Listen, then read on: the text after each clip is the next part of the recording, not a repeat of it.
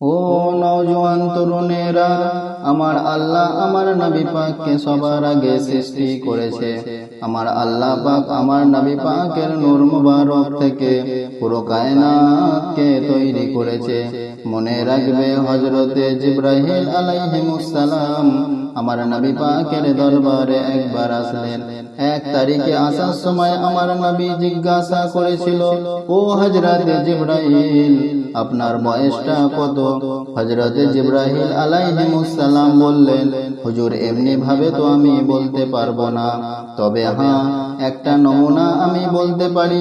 আল্লাহ পাক যখন আমাকে বানিয়েছিল কোনো কিছুই আল্লাহ পাকের ছিল না, শুধুমাত্র আল্লাহ পাকের আরশ ছিল।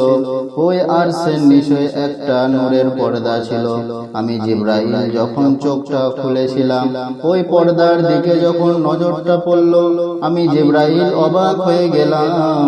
ওই পর্দার মধ্যে একটা নূরের ঝলক দেখেছিলাম।